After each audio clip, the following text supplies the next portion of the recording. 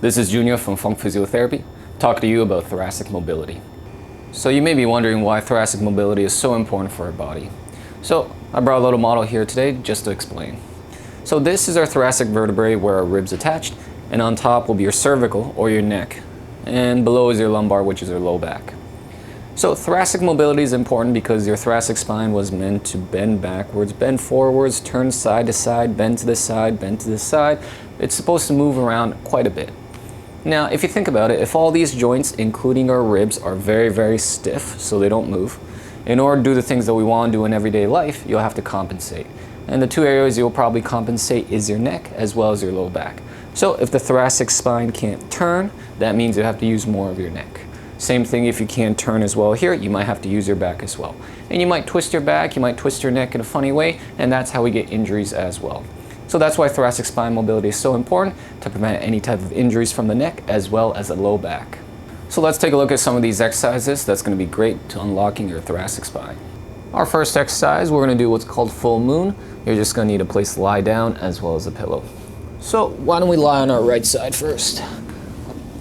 For this exercise, we're going to go ahead, keep the bottom leg straight, top leg bent, and our right hand on top of our thigh. When we're in this position, we're going to go ahead, take our left hand, reaching as far forward as possible. And when we have our arm come up, rotating around, making sure we keep our eyes on our thumb, rotating our head as well. And then back all the way, come back around, rotating our head, keeping our eyes on our thumb at all times, and come back around. We want to make nice big circles, making sure we reach up high as well as back each time. Once you finish doing that side, make sure you switch over, do the other side as well. Our next exercise, called kneeling thoracic extensions, what you're going to need is a place where you can rest your elbows on. I would say roughly around hip height.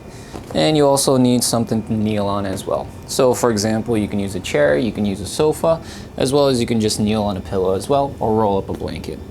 So what you're going to do is you're going to go ahead, place your hands behind your neck, interlock your fingers, and placing your elbows onto the chair, sofa, whatever you're going to rest it on.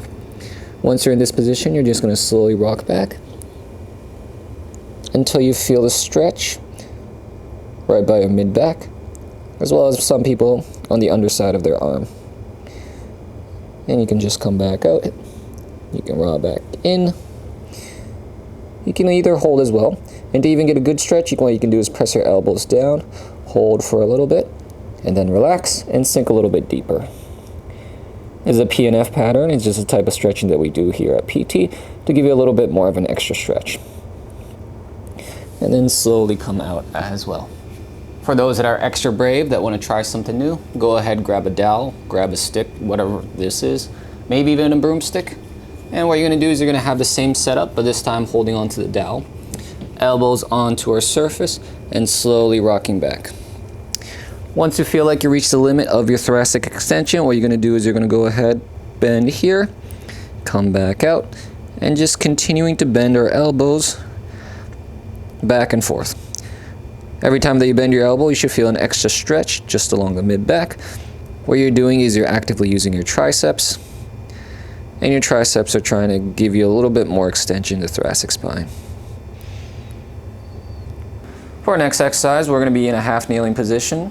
So you can use a pillow, roll up a blanket, whatever you need. You're going to have one knee down, one leg up, and you're going to place the opposite hand just on the surface, for me on this pad right here. Once you're on this place right here, I'm going to go ahead, rotate our body, reach up, hold, and back. We're just going to hold and back, working on that rotation of our thoracic spine. Once we do that side, remember to switch over, so you'll be putting the opposite knee, working on the opposite arm and thoracic spine. You may see a lot of physical therapists talking about mobility in the thoracic spine. Usually we talk about extension and rotation. Although those are very good movements, there is one movement that I feel is very underrated that everyone can benefit from. That being the posterior movement of the rib cage. Why do I say that? Let's take a look. So inside of our rib cage, there's two very important things. One being the lungs. The lungs, whenever we breathe in, have to expand.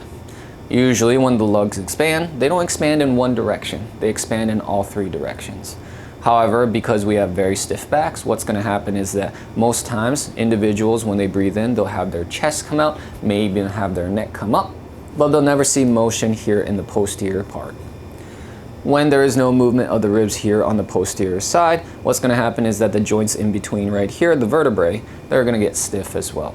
So by improving the ability to mobilize the ribs posteriorly, it is going to open up what's called the facet joints, which is going to open up and movement at the thoracic spine. Our next exercise, similar to a cat-cow, a very famous exercise in yoga, and I think it's very good for the mobility of the spine. But today we want to focus mainly on the thoracic area. So traditionally, most people, what they do is when they breathe in, they tuck the tailbone out. And when they breathe in, they tuck the tailbone in. Like I said, very good for the spine. But in our exercise, what we're going to be doing is we're going to get into position.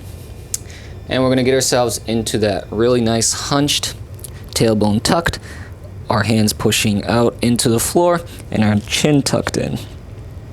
In this position, we're going to take a deep breath through our nose as much as we can. And breathe out through our mouth.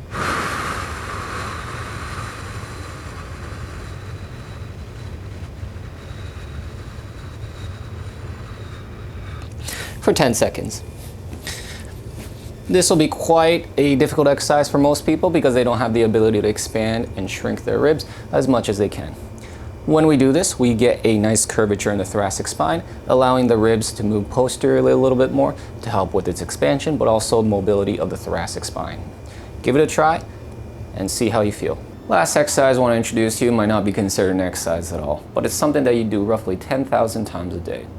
Now you might be wondering, what am I doing that's 10,000 times a day? If you guess walking or stepping, that's correct. Now you may be wondering, what does walking have to do with the thoracic spine? So, every time that you take a step forward, what you're doing is you're swinging the opposite arm. If you're pushing off, you're actually swinging the opposite arm backwards as well. So the body is always in a twisting motion that's in the opposite direction of the lower half of the body. So for individuals who swing their arms, they're actually mobilizing their thoracic spine because the arm's attached to the shoulder blade along the rib cage as well. Individuals who don't swing their arms, they're obviously going to be a lot more stiffer and not moving their arms as much just around the mid-back. So by swinging your arms, you're mobilizing your spine 10,000 times, and obviously that's going to add up in the long run as well. And you're going to be noticing you're a lot more smoother in your walk as well as a lot more looser in your mid-back. So give it a shot, swinging your arms a little bit more, especially going backwards. If you enjoyed this video, remember to like it, share it, subscribe to the YouTube channel. If you're on social media, please follow us on Facebook as well as Instagram. My name is Junior Hada from Funk Physiotherapy. I'll see you on the next video.